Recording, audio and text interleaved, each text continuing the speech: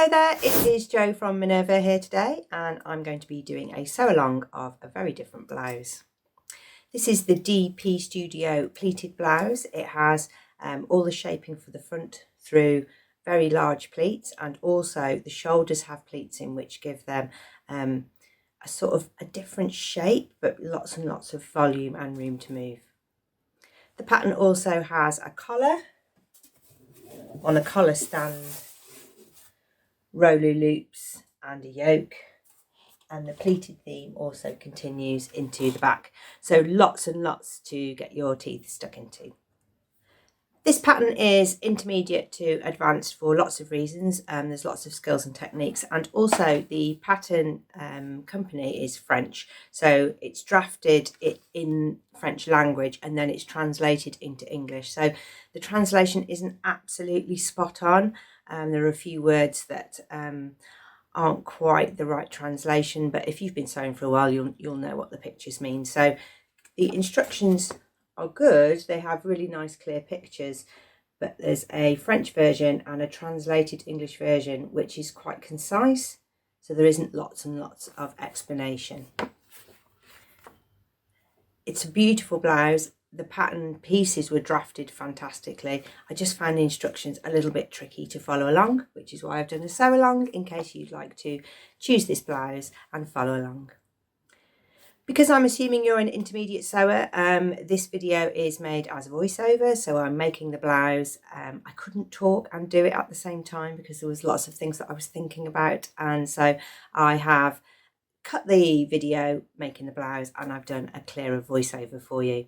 So I'm assuming that you know things like finishing seams, putting basic pieces together, so I'm concentrating on the bits that are slightly trickier.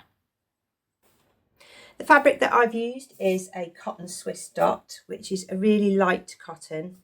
It presses well, so you need a fabric that presses into creases here so that you get the neck detail. If you try something drapey like anything with viscose in or tencel, then you might find that these are a little bit saggier, but you can get like a smoother drape on the shoulder if you use a drapier fabric, but your pleats won't be so prominent. This is a Swiss dot, which is a fabric with little tufted dots on, so it's got a little bit of texture. So it's a plain colour, which I'm trying to sew a little bit more, but it's got that little bit of texture on it. You could also use our cotton sateen. You could use any kind of poly cotton. You could use our linen mix, and you'd get a bit of a heavier blouse. This one's quite light and summery, but you could get a slightly heavier one to wear in the winter. All the products that I've used to make this blouse are listed below the Minerva link for the DP Studio pleated blouse. Okay, let's head over to the cutting table. I've decided, because I've not made this pattern before, so I decided to trace off using a trace and wheel and carbon paper, size 42, which is what I've made here. But I didn't know when I was cutting out whether this would fit or not, and I also thought my daughter might like this pattern, and she's a size 8, so I've carbon wheeled off a 42, and then I've got the whole pattern pieces to use for another time. I'll be sewing along with the blouse now. I've chopped it into sections, so sort of collar, the back, the front, the yoke. That isn't necessarily the order of the pattern. The pattern sort of jumps around a bit, so I've tried to group together the different components of the blouse. So let's sew along.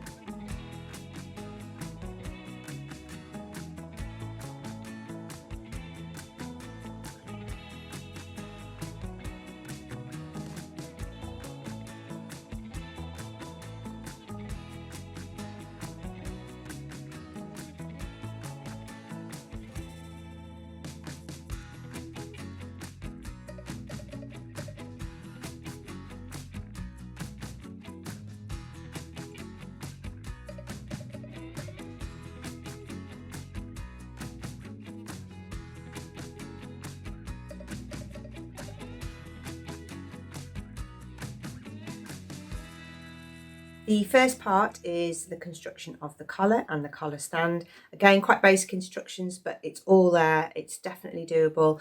There isn't any information missing. It's just if you've made a collar before, you'll be able to simply follow along. You will have 2 sets of collars. I've interfaced mine because the fabric was quite light. You can interface one set and not the other if you like. So take your pieces and match up the notches and pin the outer edges. The notched edge is the edge that you attach to your blouse. If you want really accurate collars, then it's a good idea on the point end to mark on your seam allowance. The seam allowance throughout the whole pattern is 1 centimetre. So I'm making sure that I get to that collar tip and it's going to be really accurate on both collars.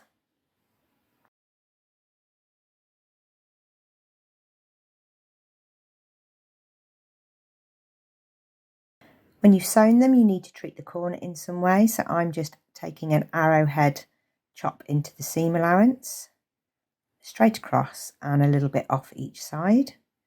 If it's still a little bit bulky, you can layer out one of the seams as well. It really does depend what fabric you have chosen for your project.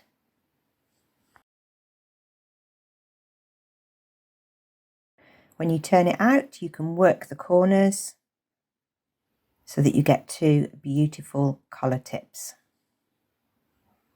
Just make sure that your under collar is rolling to the underside and the over collars are on top. The next part is the collar stand. It's got quite a few instructions on it. It tells you where the back is, the front is, and you've got the centre line too. This also has notches which correspond to putting the collar, there they are, onto the collar stand. So you're going to make a sandwich with the collar stand, the collar pieces and the collar stand facing. So use those notches to match up the correct positions. Pin those first.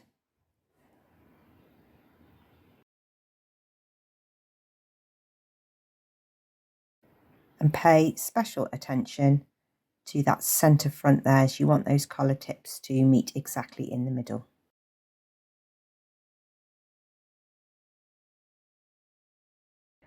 You can now put the second collar stand on top to complete your sandwich, matching up all of the same notches.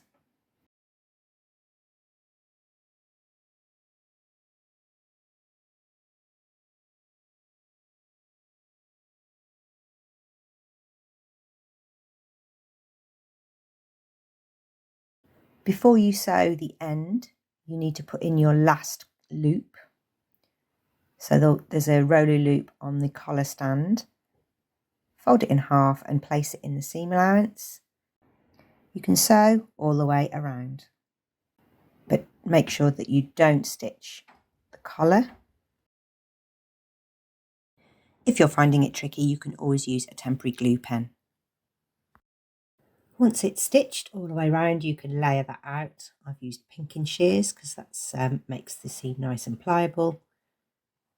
Give it a press and make sure it's exactly the shape that you want it to be. I've understitched this stand so that the collar lies really nice and flat. It's not totally clear in the instructions because they don't use the word understitch. But understitching means that all of that seam allowance is squashed down and pointing down into the collar stand rather than the collar. I've left 1 centimetre unsewn at the end so that I can attach it to my blouse, and I've pressed up, ready to attach the collar later.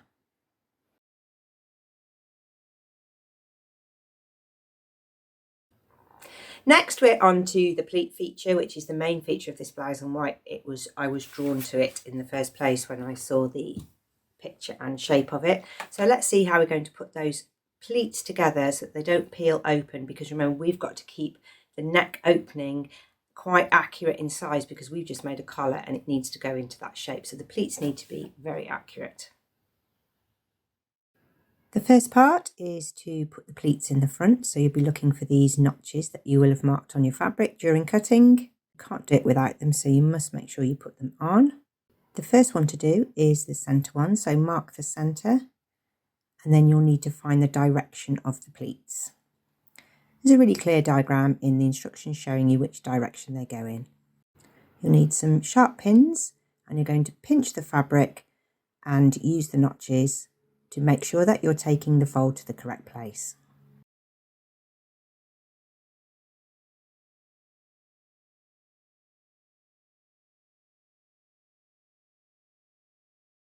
When you make the pleats, you should be making the curved neckline shape. If you're getting any kinks, then you need to just adjust the angle of your pleats. I pre-pressed mine so that I could show you clearly.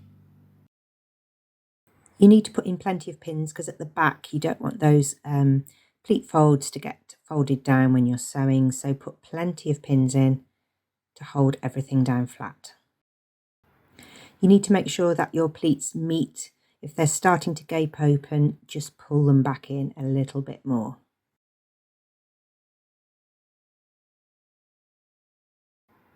I found it really, really useful to tack these pleats down. So not just machine tacking across the top, but actually tacking down the folds of the pleat so they didn't peel open.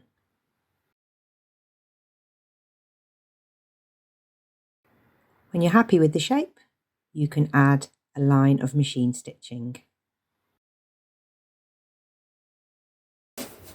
Next, we're going to take a look at how I did this back part here. So there's a back yoke, it's faced, and there's button loops, and it's also got a pleat. There's a couple of options for a split here. So I've taken my split down to here. You can take the split right down to here and have an open back, but you need to just trim out your facing if you make the back opening shorter. This is the back yoke, so I'm just adding on my 1 centimetre seam allowance to prepare for the button loops. You need to make sure you definitely get the loops on the same side that you have on your collar. So fold your loops, and you have some little markings to follow. I'm just going to use my glue pen here because they're bouncing around a little bit, and that will just help me to keep them in the correct position.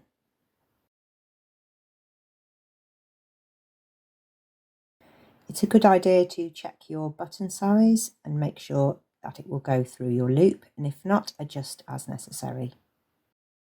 Machine baste your button loops in place, and they will flip out onto the right side of your fabric. To prepare the back opening, you need to fold up 1 centimetre and finish your raw edge.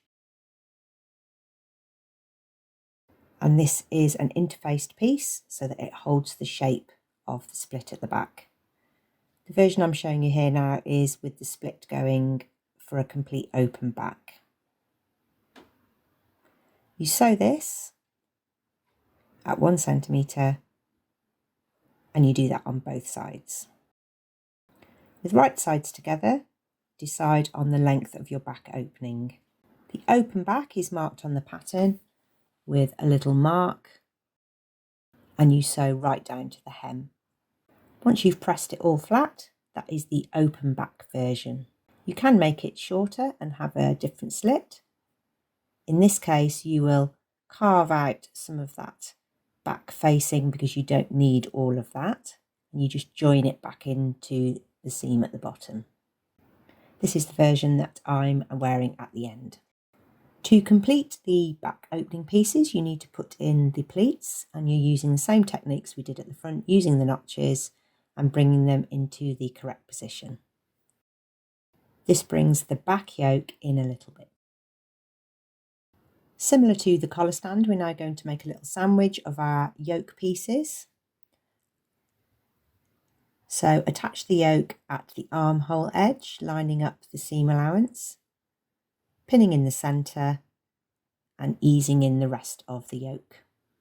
At the end, you'll need to leave 1 centimetre free so that you've got a seam-line space here, and you will attach your facing to that. So you've got 2 facing pieces of yoke and the back in the middle.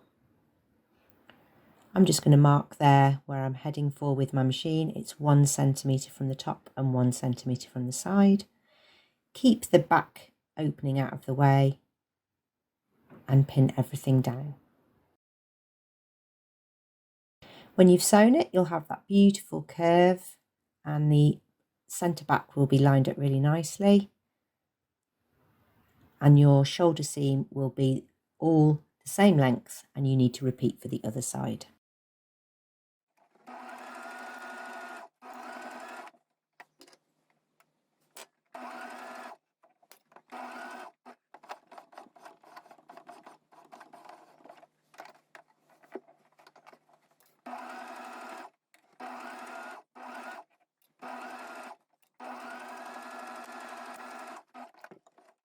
Clip the corners so you get a good turn, and you can take out some of the bulk from the button loops too.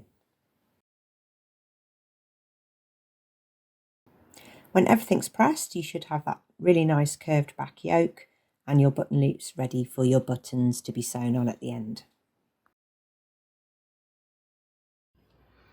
The next part of the pattern is to put in these awesome sleeves, and it is a sleeve shape pattern like I have never seen before, but you just follow along with the instructions and magically you get these beautiful pleated sleeves that join into the yoke on the back. So you take the sleeve from a smooth shape into a pleated shape that joins a pleat on the front, and it isn't difficult to do. You just have to follow along and follow your notches. This is the shape that we're working with here. It's very unusual. So the sleeve shape looks unusual as well. The first thing to do is to make the dart at the top of the shoulder. So that's easy. So you fold that in half, pin and sew at 1 centimetre seam allowance, and you also need to finish that edge. I find it quite useful to mark which was the front and the back with more than just notches. So that shorter curve is the front and that sort of bump shape is the back.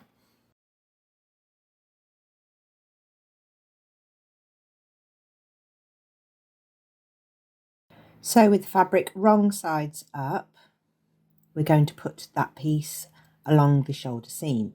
Okay, so the best place to start is down at the side seam. So I'm just going to put a pin in there just to locate the side seam, and now I'm looking for the edge of the armhole, the sleeve head as such, and that is going to go into that little kink in the sleeve. But in order to get that to lie flat, you'll need to just make a little snip, like you snip a notch. That releases the fabric. So now the rest of the sleeve can run along the shoulder seam here. Again, pin the end so you know how much fabric you're trying to ease in. So I've got the ends and the middle pinned, and now I can just work this little shoulder head point here. Make sure you don't get too many little creases in it. And it's tricky to sew. When I sewed it, I did a little forwards and back stitch there just to make sure that it was strong enough, because obviously I've got my seam clipped out already. So here I was particularly careful.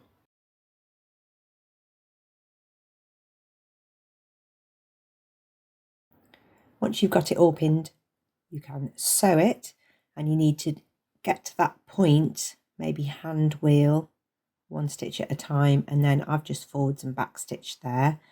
But just make sure that you haven't pulled anything out of shape, because this is now your shoulder seam.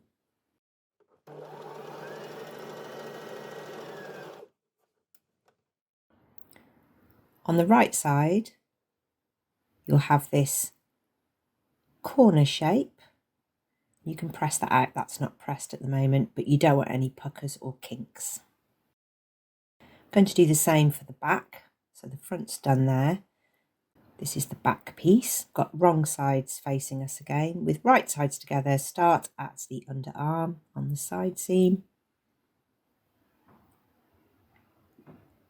Again, we're looking for that shoulder point, and that goes into that kinked place there. And you're going to repeat that little notching out that you did on the other side, because that releases the fabric to go around the corner. Then you can continue along the shoulders. Make sure the yoke pieces are, all the raw edges are even, and just repeat that little snip there so that you can release that corner.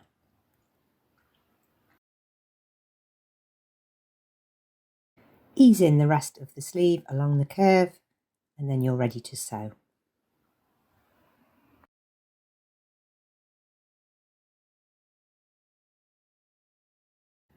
I've prepared one shoulder. I'm going to show you how to finish off the remaining shoulder. So we've got one more pleat to put in. So this is the front, this is the sleeve, this is the bottom of the sleeve, and this is the back.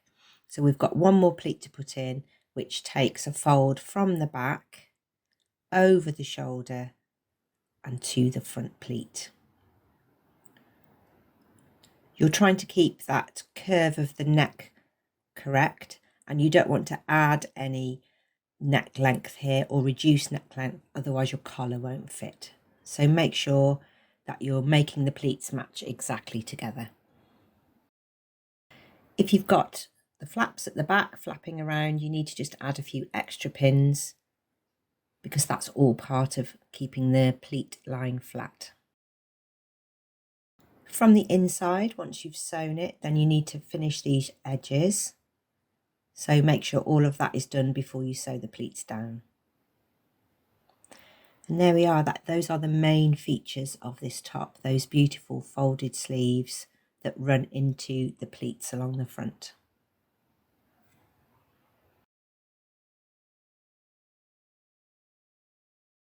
We're going to put the collar on. The instructions aren't fabulous for that, so if you've not done it before, I prefer to do it when the top is still open so that I can get to that circular shape and manoeuvre the fabric more easily.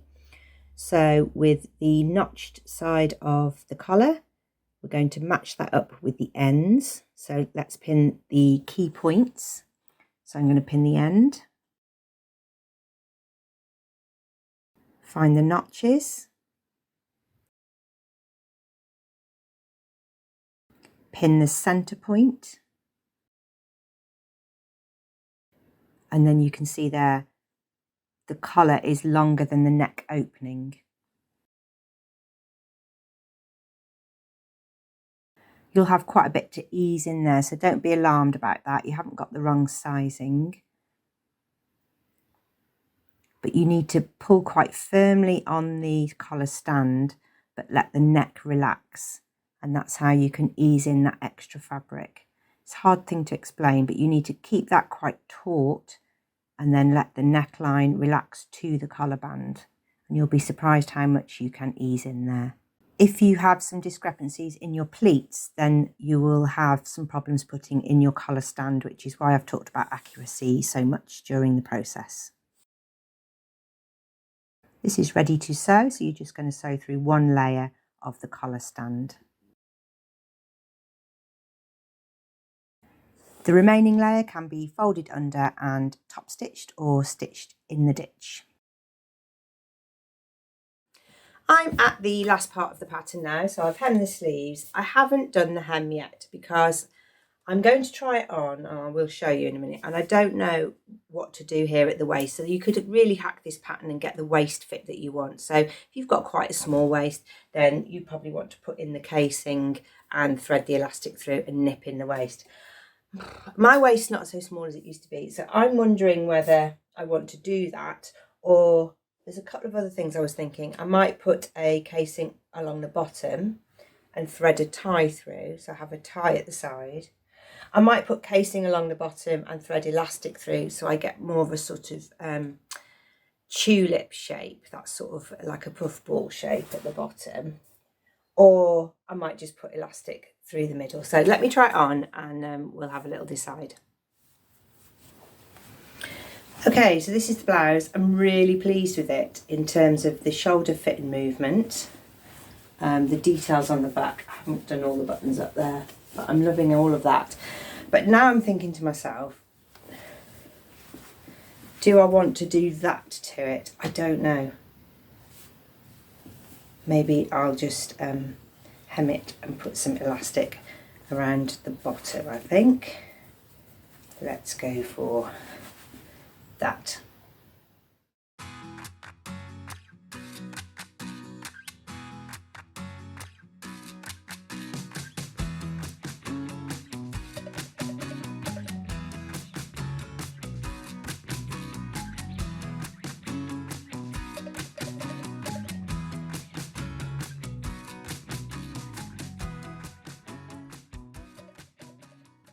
So there you can see now the pleats.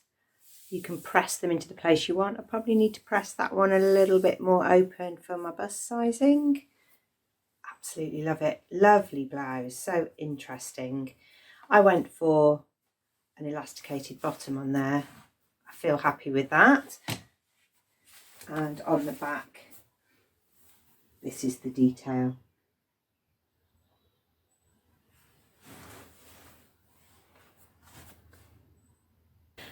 Hope you've enjoyed today's video. It was a slightly unusual pattern, which is why I thought a sew along would be really useful. I hope that I showed you the bits that you needed to see. If you have any comments or any questions, then you can leave those below and we can try and help you along in your sewing journey. We would love to see what you've been up to and what you've been making, so do make a free account with us, share your makes and inspire our sewing community. You can also join the Minerva Craft Club, where you'll receive discounts and offers throughout the year. You can also head over to our YouTube channel called Minerva, or you can hop on at Minerva and check out other sewing tutorials, sew-alongs or pattern pairings and fabric inspiration. Thank you very much for watching. Do call again soon.